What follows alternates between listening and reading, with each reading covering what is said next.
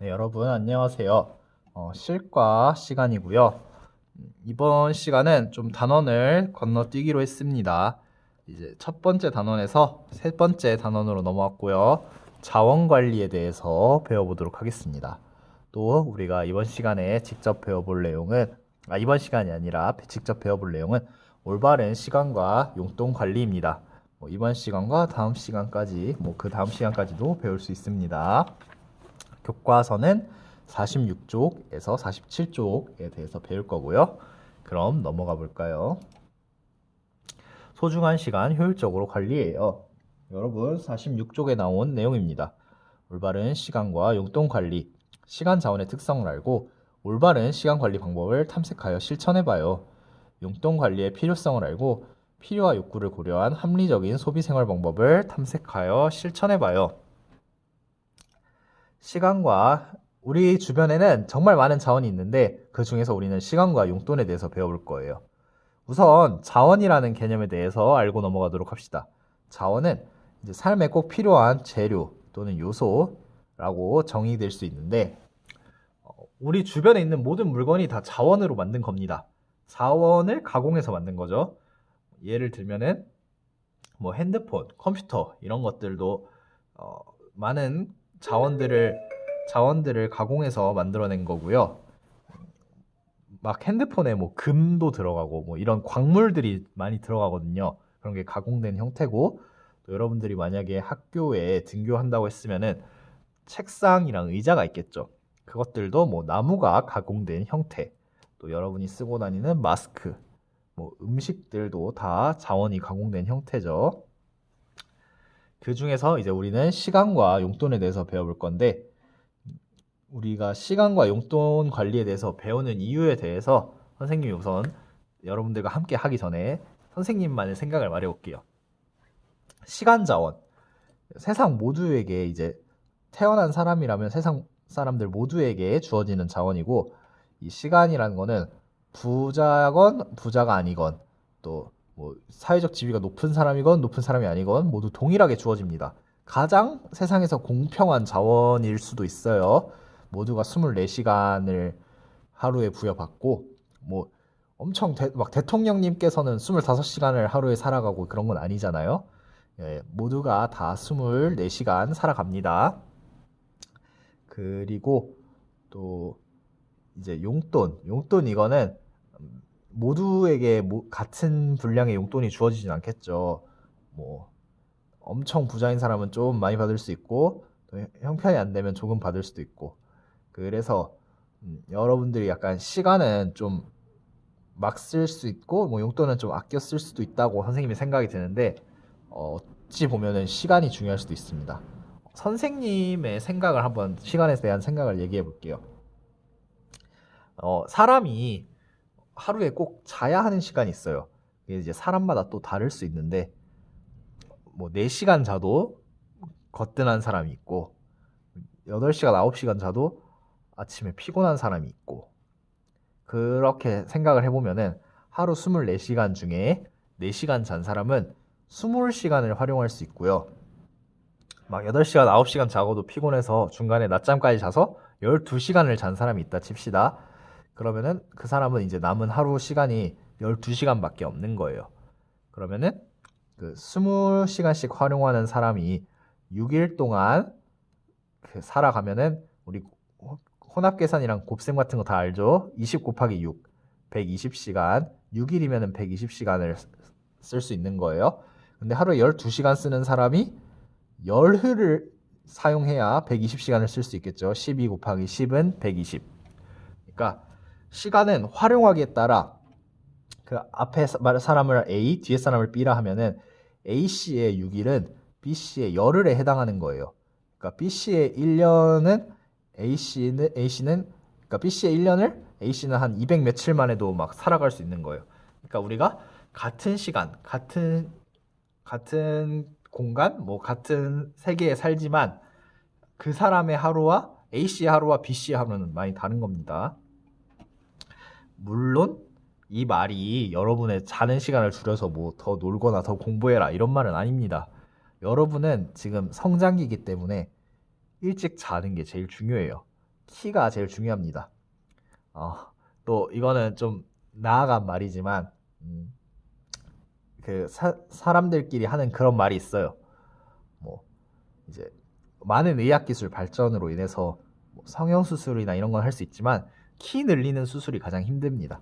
그만큼 키가 가장 중요하기 때문에 여러분들은 아직은 자는 시간을 줄이지 말고 학생 때는 좀 자는 시간 10시, 그 선생님이 말했죠. 잠을 자서 키가 크는 효율이 가장 좋으려면은 밤 10시 내지 11시에 자서 1시, 2시 이때는 완전히 숙면한 상태에 들어가야 돼요. 그렇기 때문에 뭐 당장 자는 시간을 줄이라는 건 아닙니다.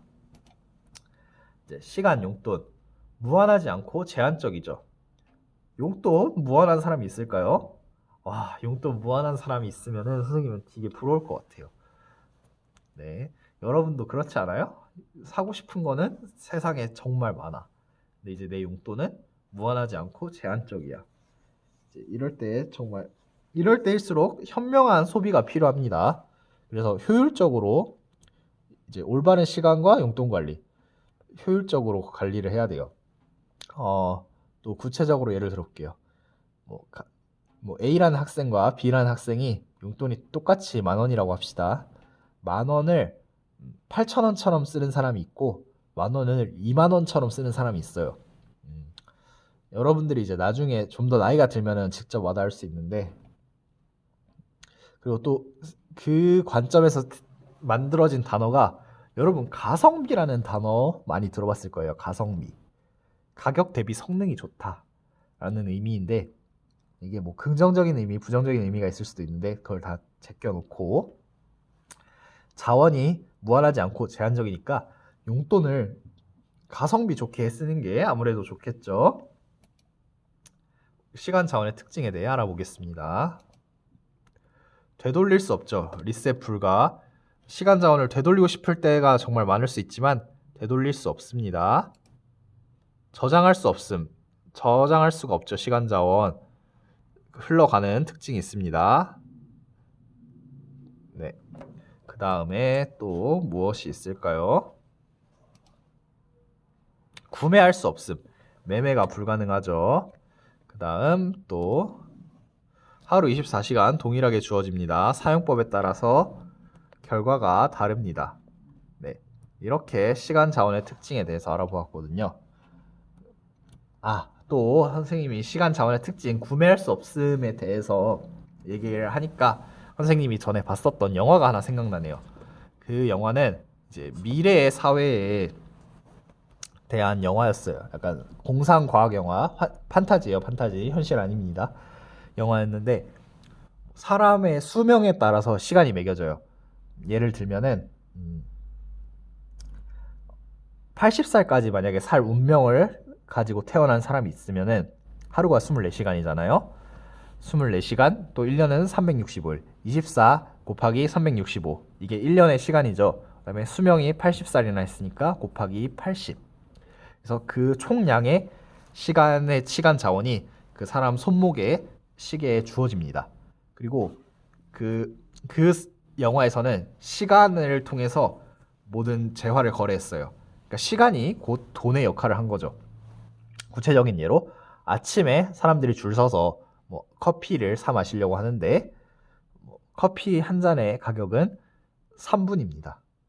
그런 식으로 해서 이제 부자는 막 영원히 살 수 있는 그런 과학 영화였는데 정말 인상 깊게 봤었거든요. 하지만 이제 현실은 시간 되돌릴 수 없고 저장할 수 없고 구매할 수 없고 세상 모든 사람에게 24시간이 동일하게 주어지지만 사용법에 따라 결과가 다릅니다. 아까 말했듯이 하루에 20시간 활용하는 사람의 6일은 하루 12시간 활용하는 사람의 열흘과 같아요. 이제 거기서 좀 더 잘 활용하면은 하루에 다른 사람의 이틀을 살아갈 수 있겠죠. 네. 근데 이제 그게 장점이 있고 또 단점이 있어요. 선생님이 진짜 열심히 그렇게 살아본 적이 있거든요. 다른 사람의 그러니까 다른 사람의 이틀을 난 하루에 살겠다. 그래서 정말 많은 일을 했는데 그러면은 피로도가 쌓입니다.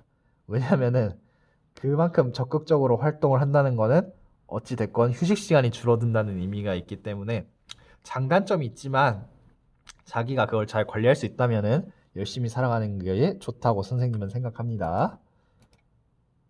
그대로 46쪽의 내용입니다. 힘차나 저녁 때 자전거 타러 갈래? 안 돼. 밀린 숙제를 해야 돼. 넌 늘 시간에 쫓기는구나. 휴, 시간뿐이겠니? 지난주에 받은 용돈도 다 써버렸어.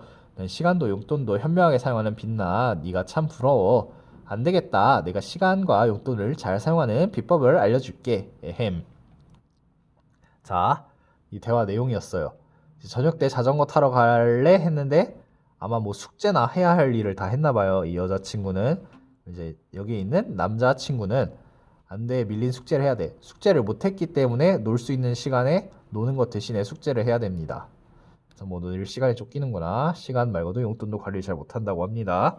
그럼 어떻게 관리하는지 한번 알아볼까요? 이걸 봐. 오늘 내가 해야 할 일, 사용할 용돈이 다 계획되어 있다고. 그래서 꼭 해야 할 일이 무엇인지, 용돈을 어떻게 써야 하는지 한눈에 파악할 수 있어. 아, 그렇구나. 나도 이제부터 시간과 용돈을 잘 계획해서 사용해야겠어.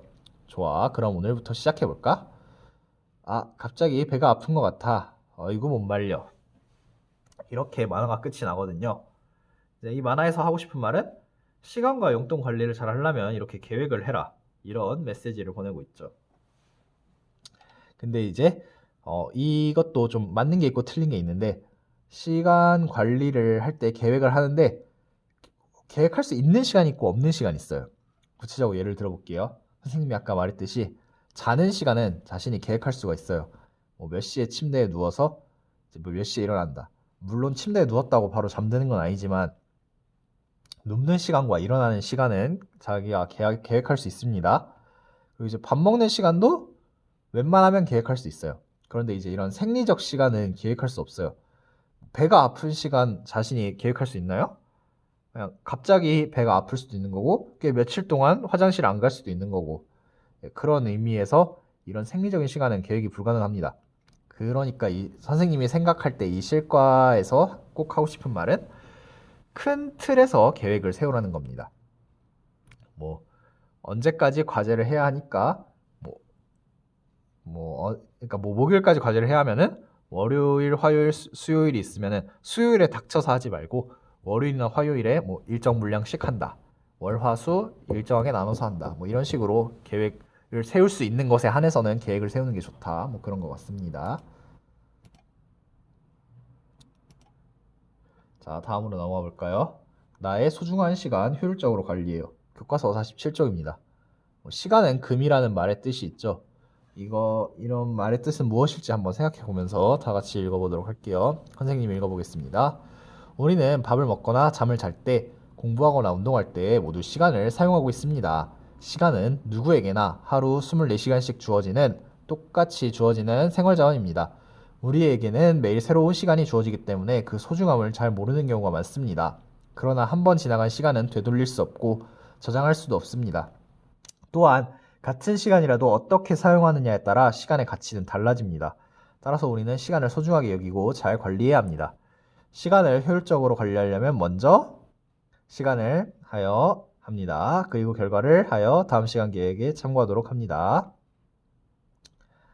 시간을 뭐 계획해서 뭐 실행하고 결과를 평가한다 이런 거겠죠. 먼저 목표를 세우고 이거는 이제 밑에는 뭐 옆반 선생님이 적어놨던 그런 게 있는데 우리 반은 그냥 신경 쓰지 않아도 됩니다.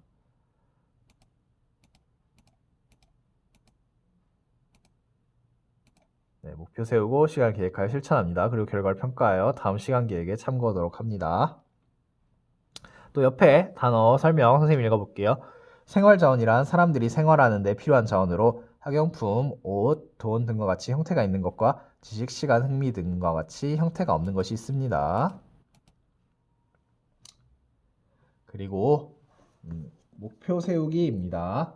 그 밑에 47쪽 밑에 보면 시간 관리 방법에 1번에 목표 세우기가 있죠. 이제 구체적으로 세우는 방법에 대해서 적혀 있는데 이거는 교과서 48쪽에 있는 그림이거든요. 그지만 이제 47쪽에 목표 세우기가 있어서 가져와 봤습니다. 해야 하는 일, 하고 싶은 일. 그날 해야 하는 일과 하고 싶은 일을 적어보고 그 중에 할 일을 선택해 봅시다. 해야 하는 일, 하고 싶은 일. 또 이제 이런 계획을 세울 때 선생님이 말했죠. 자신이 계획할 수 있는 일에 대해서 먼저 큰 틀을 잡는 겁니다. 그 안에 이제 사소한 것들은 여러분들이 채워 나가야겠죠. 목표, to-do list, 해야 하는 일. 그 다음 계획하기. 이것도 47쪽 2번에 있는 건데 48쪽에 있는 그림을 가져와 봤습니다. 하루 동안 고정되어 있는 시간을 먼저 기록하고 나머지 시간에 어떤 일을 할지 계획해 봅시다. 네, 이 고정되어 있는 시간이 선생님이 말했듯이 자는 시간을 비롯해서 뭐 학교에 있는 시간, 여러분 학교는 만약에 등교를 하게 되면 빠지면 안 되잖아요. 그래서 고정되어 있는 시간을 먼저 쓰고 난 다음에 남은 시간을 활용하는 법에 대해서 계획하는 겁니다. 계획 타임 리스트라고 되어 있었고, 그다음에 47쪽에 보면은 3번, 4번에 실천하기, 평가하기 나와 있죠. 그거를 이제 48쪽에 그림을 갖고 와봤어요. 실천하기, 하루 동안의 시간 계획을 실천해보고 계획 밑에 실천 여부를 표시해봅시다. 계획한 대로 실천하도록 노력해봅시다. 이상하지 못한 상황이 생기면 계획을 수정하여 실천해봅시다. 다음 평가하기, 나의 시간관리 결과를 평가해봅시다. 계획한 대로 잘 실천하였나요? 계획대로 되지 않았다면 그 이유는 무엇인가요? 낭비한 시간은 없었나요? 다음 계획에 반영해야 하는 것은 무엇인가요? 또 나에게 칭찬해주고 싶은 점. 실천 평가. 네, 과제에 대해서 안내드리도록 하겠습니다. 오늘 실과 시간에 시간 자원에 대해 배웠습니다. 시간 자원의 특징을 공책에 써보세요. 공책입니다. 시간 자원을 효율적으로 관리하기 위한 방법. 이거 첫 번째로 써야 할 거 시간 자원 효율적으로 관리하기 위한 방법. 그리고 두 번째로 써야 할 거 자신의 결심을 쓰세요. 그러니까 시간 자원의 특징, 효율적으로 관리하기 위한 방법, 자신의 결심. 그 다음에 두 번째, 지난 시간에 본 영상과 이번 시간에 본 영상을 참고하여 시간을 효율적으로 관리하고 사용해야 하는 필요성 및 자신의 결심을 쓰세요. 그러니까 이 말은 지난 실과 시간, 뭐 여러분 성장과 이제 뭐 각각 성장하는 게 다르기 때문에 뭐 선생님이 자신의 성장의 때가 오니까 일찍 자고 뭐 영양분 섭취하고 운동해라 그런 얘기를 했던 지난 영상과 이번 시간 영상을 참고하여서 시간을 효율적으로 관리하고 사용해야 하는 필요성과 자신의 결심. 그러니까 효율적으로 시간을 관리하고 사용해야 하는 필요성, 이게 첫 번째로 써야 할 거, 두 번째가 자신의 결심입니다. 세 번째는 옆반 선생님의 공지니까 우리 반은 신경 쓰지 않아도 됩니다. 이상으로 수업 마치도록 하겠습니다.